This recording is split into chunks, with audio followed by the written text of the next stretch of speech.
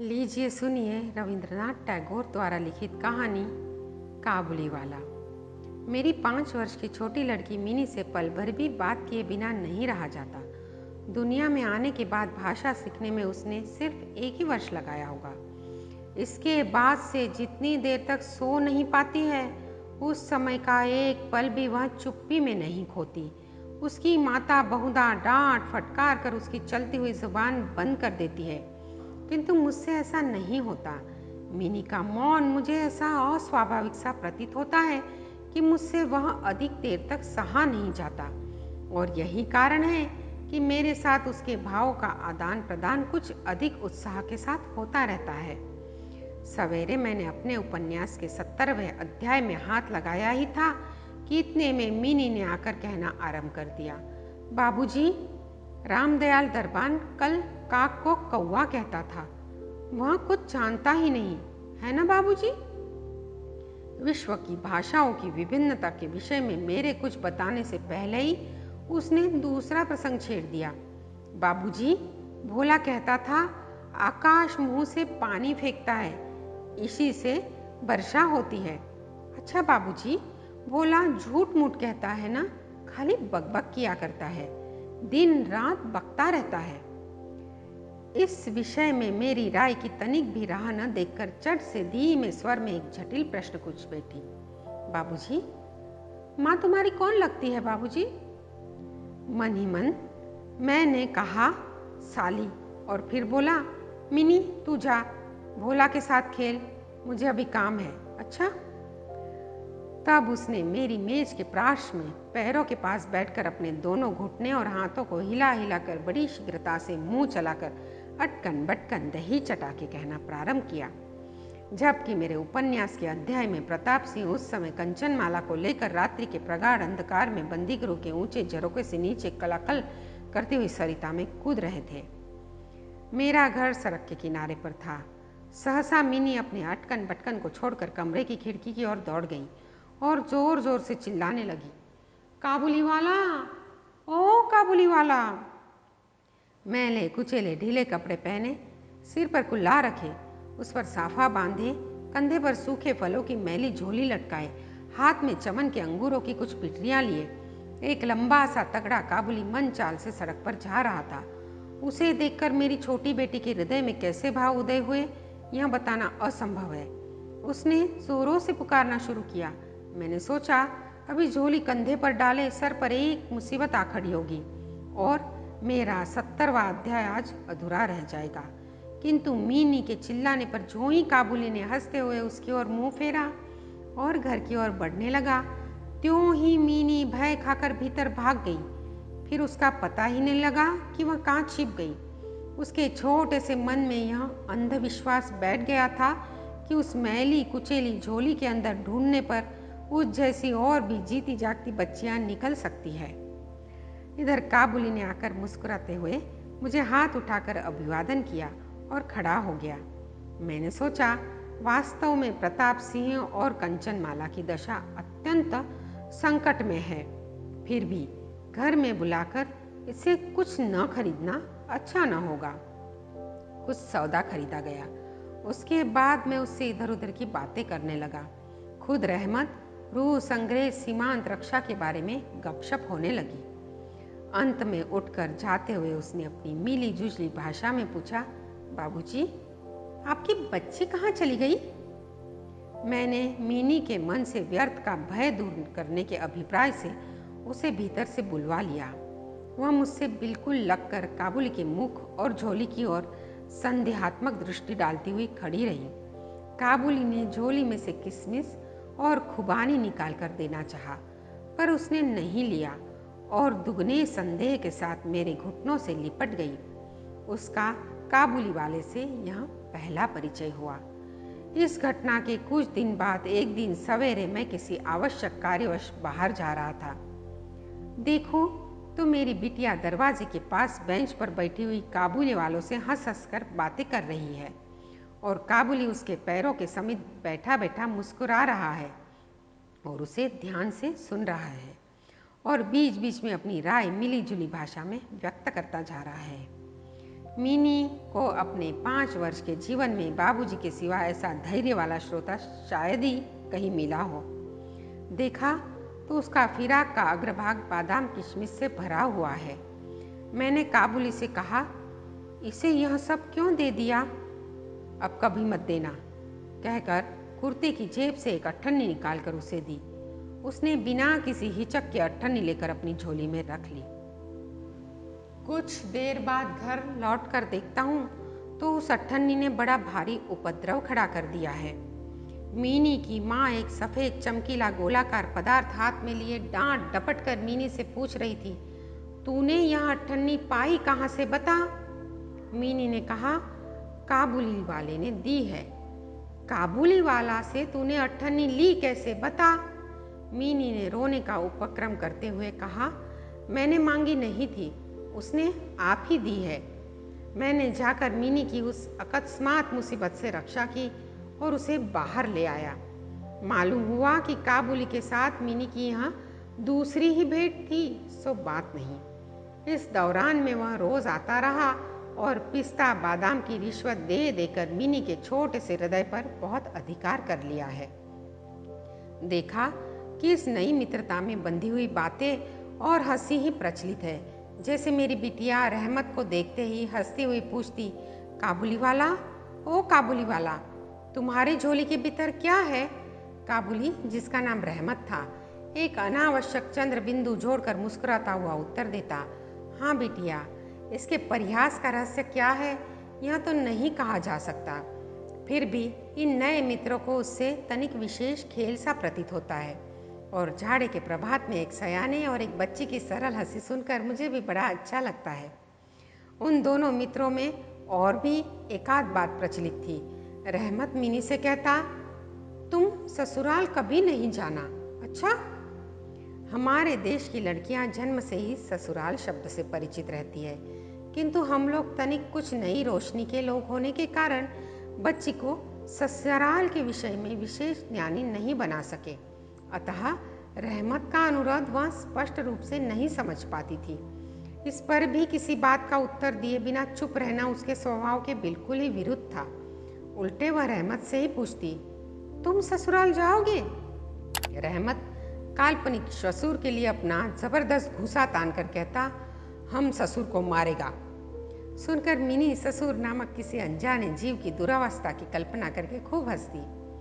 देखते देखते झाड़ी की सुहानी ऋतु आ गई। पूर्व युग में ही उसी समय राजा लोग दिग्विजय के लिए कूच करते थे। मैं कलकत्ता छोड़कर कभी कहीं नहीं गया, शायद इसीलिए मेरा मन ब्रह्मांड में घूमा करता है, यानी मैं अपने घर में ही चिर प्रवासी हूँ। बाहरी ब्रह्मांड के लिए मेरा मन सर्वदा आतुर रहता है। किसी विदेश का नाम आगे आते ही मेरा मन वहीं की उड़ान भरने लगता है। इसी प्रकार किसी विदेश को देखते ही तत्काल मेरा मन सरिता पर्वत बिहड़ वन के बीच में एक कुटीर का दृश्य देखने लगता है और एक उल्लासपूर्ण स्वतंत्र जीवन यात्रा की बात कल्पना में जाग उठती है। इधर देखा तो मैं ऐसी प्रकृति का प्राणी हूँ जिसका अपना घर छोड़कर बाहर निकलने में भी सिर कटता है। यही कारण है कि सवेरे के समय अपने छोटे से कमरे में मेज के सामने बैठकर उस काबुली से गपशप लड़ाकर बहुत कुछ भ्रमण का काम निकाल लिया करता हूँ। मेरे सामने काबुल का पूरा चित्र खींच जाता है। दोनों ओर उबड़ खाबड़ लाल लाल ऊंचे दुर्गम पर्वत है, रेगिस्तानी मार्ग, उन पर लदे हुए ऊँटों की कतार जा रही है। ऊंचे ऊंचे साफे बुंदे हुए सौदागर और यात्री कुछ ऊँट की सवारी पर है तो कुछ पैदल ही जा रहे हैं। किन्हीं के हाथों में बच्चा है तो कोई बाबा आदम के जमाने की पुरानी बंदूक थामे हुए हैं। बादलों की भयानक गर्जन के स्वर में काबुली लोग अपने अपने मिली जुली भाषा में बात कर रहे हैं। मिनी की माँ बड़ी वहमी तबीयत की है। राह में किसी प्रकार का शोरगुल हुआ नहीं कि उसने समझ लिया कि संसार भर के सारे मस्त शराबी हमारे ही घर की ओर दौड़े आ रहे हैं। उसके विचारों में यह दुनिया उस छोर से उस छोर तक चोर डकैत मस्त शराबी सांप बाघ रोग मलेचियाँ तिलचट्टे और अंग्रेजों से भरी पड़ी है। इतने दिन हुए उस दुनिया में रहते हुए भी उसका मन का यह रोग दूर नहीं हुआ। रहमत काबुली की ओर से भी वह पूरी तरह निश्चित नहीं थी। उस पर विशेष नज़र रखने के लिए मुझसे बार बार अनुरोध करती। जब मैं उसके शक को परिहास के आवरण से ढकना चाहता तो मुझसे एक साथ कई प्रश्न पूछ बैठती। क्या कभी किसी का लड़का नहीं चुराया गया? क्या काबुल में गुलाम नहीं बिकते? क्या एक लंबे तगड़े काबुली के लिए एक छोटे बच्चे को उठा ले जाना असंभव है? इत्यादि इत्यादि। मुझे मानना पड़ता कि यह बात नितांत असंभव हो सो बात नहीं, पर भरोसे के काबिल नहीं। भरोसा करने की शक्ति सब में समान नहीं होती। अतः मीनी की माँ के मन का भय उसकी जगह था, लेकिन केवल इसीलिए बिना किसी दोष के रहमत को अपने घर में आने से मना न कर सका। हर वर्ष रहमत माघ मास में लगभग अपने देश लौट जाता। उसी समय वह अपने व्यापारियों से रुपया पैसा वसूल करने में तल्लीन रहता। उसे घर घर दुकान दुकान घूमना पड़ता। फिर भी मीनी से उसकी भेंट एक बार अवश्य हो जाती।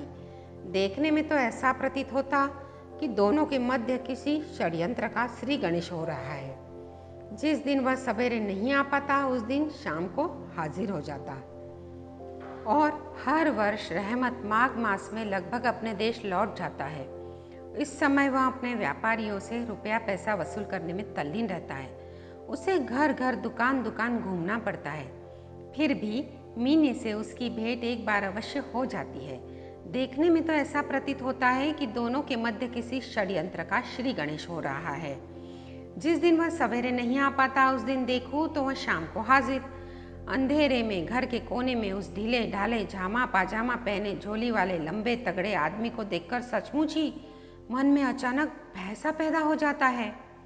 लेकिन जब देखता हूँ कि मीनी ओ काबुली वाला, ओ काबुली वाला पुकारती हुई हंसती हंसती दौड़ी आती है और दो भिन्न भिन्न आयु के असम मित्रों में वही पुराना हास परिहास चलने लगता है, तब मेरा सारा हृदय खुशी से नाच उठता है।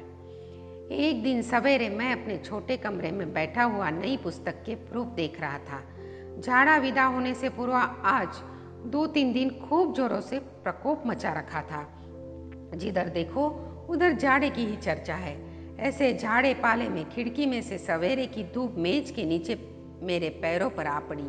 उसकी गर्मी मुझे अच्छी प्रतीत होने लगी। लगभग 8 बजे का समय होगा। सिर से मफलर लपेटे उषाचरण सवेरे की सैर करके घर लौट रहे थे। ठीक उसी समय राह में एक बड़ा सा शोर सुनाई दिया। देखूं तो अपने उस रहमत को 2 सिपाही बांधे लिए जा रहे हैं। उसके पीछे बहुत से तमाशाई बच्चों का झुंड चला जा रहा है। रहमत के ढीले ढाले कुर्ते पर खून के दाग है और एक सिपाही के हाथ में खून से लथपथ छुरा। मैंने द्वार से बाहर निकलकर सिपाही को रोक लिया। पूछा, क्या बात है? कुछ सिपाही से और कुछ रहमत से सुना कि हमारे एक पड़ोसी ने रहमत से रामपुरी चादर खरीदी थी। उसके कुछ रुपए उसके और बाकी थे, जिन्हें देने से उसने साफ इनकार कर दिया। बस इसी पर दोनों में बात गड़ गई और रहमत में छुरा निकालकर घोंप दिया। रहमत उस झूठे बेईमान आदमी के लिए भिन्न भिन्न प्रकार के अपशब्द सुना रहा था। इतने में काबुली वाला, ओ काबुली वाला पुकारती हुई मिनी घर के अंदर से बाहर आई। रहमत का चेहरा क्षण भर में कौतुक हास्य से चमक उठा। उसके कंधे पर आज झोली नहीं थी, अतः झोली के बारे में दोनों मित्रों की अभ्यस्त आलोचना न चल सकी। मीनी ने आते के साथ ही उससे पूछा, तुम ससुराल जाओगे? रहमत ने प्रफुल्लित मन से कहा, हाँ वही तो जा रहा हूँ। रहमत ताड़ गया था कि उसका यह जवाब मीनी के चेहरे पर हंसी न ला सकेगा और तब उसने हाथ दिखाकर कहा, ससुर को मारता पर क्या करूँ, हाथ बंधे हुए है। छुरा चलाने के जुर्म में रहमत को 1 वर्ष का कारावास मिला। रहमत का ध्यान धीरे धीरे बिल्कुल मन से उतर गया। हम लोग अब अपने घर में बैठकर सदा के अभ्यस्त होने के कारण नित्य के काम धंधों में उलझ गए। तभी एक स्वाधीन पर्वतों पर घूमने वाला इंसान कारागार की प्राचीर के अंदर कैसे वर्ष पर वर्ष बिता रहा होगा, यह बात हमारे मन में कभी उठी ही नहीं। और चंचल मिनी का आचरण तो और भी लज्जास्पद था। यह बात उसके पिता को भी माननी पड़ेगी। उसने सहज ही अपने पुराने मित्र को भूलकर पहले तो नई रवीश के साथ मित्रता जोड़ी फिर क्रमशः जैसे जैसे उसकी वयोवृद्धि होने लगी, वैसे वैसे सखा के बदले एक के बाद एक सखियां उससे जुटने लगी। और तो क्या, अब वह अपने बाबूजी के लिखने के कमरे में भी नहीं दिखाई देती। मेरा तो एक तरह से मिनी से नाता ही टूट गया है। कितने ही वर्ष बीत गए। वर्षों बाद आज फिर शरद ऋतु आई है। मिनी की सगाई की बात पक्की हो गई। पूजा की छुट्टियों में उसका विवाह हो जाएगा। कैलाश वासिनी के साथ साथ अब की बार हमारे घर के आनंदमयी मिनी भी माँ बाप के घर में अंधेरा करके ससुराल चली जाएगी। सवेरे दिवाकर बड़ी सज धज के साथ निकले। वर्षों के बाद शरद ऋतु की यह नई धवल धूप सोने पे सुहागे का काम दे रही है। कलकत्ता की सकरी गलियों से परस्पर सटे हुए पुराने ईंट-झर गंदे घरों के ऊपर भी इस धूप की आभा ने एक प्रकार का अनोखा सौंदर्य बिखेर दिया है। हमारे घर पर दिवाकर के आगमन से पूर्व ही शहनाई बज रही है। मुझे ऐसा प्रतीत हो रहा है कि जैसे यह मेरे हृदय की धड़कनों में रो रो कर बज रही हो। उसकी करुण भैरवी रागिनी मानो मेरी विच्छेद पीड़ा को झाड़े की धूप के साथ सारे ब्रह्मांड में फैला रही है। मेरी मिनी का आज विवाह है। सवेरे से घर बवंडर बना हुआ है। हर समय आने जाने वाले का तांता बंधा हुआ है। आंगन में बांसों का मंडप बनाया जा रहा है। हर एक कमरे और बरामदे में झाड़ फानूस लटकाए जा रहे हैं और उनकी टक टक की आवाज मेरे कमरे में आ रही है। चलो रे, जल्दी करो, इधर आओ की तो कोई गिनती ही नहीं है। मैं अपने लिखने पढ़ने के कमरे में बैठा हुआ हिसाब लिख रहा था। इतने में रहमत आया और अभिवादन करके खड़ा हो गया। पहले तो मैं उसे पहचान न सका। उसके पास न तो झोली थी, न पहले जैसे लंबे लंबे बाल और न चेहरे पर पहले जैसी दिव्य ज्योति ही थी। अंत में उसकी मुस्कान देखकर पहचान सका कि वह रहमत है।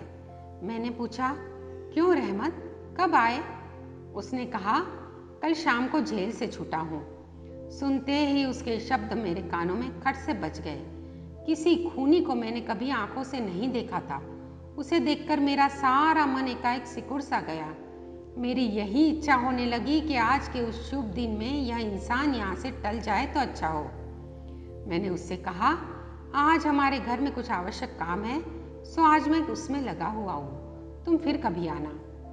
मेरी बात सुनकर वह उसी क्षण जाने को तैयार हो गया, पर द्वार के पास आकर कुछ इधर उधर देखकर बोला, क्या बच्ची को तनिक नहीं देख सकता?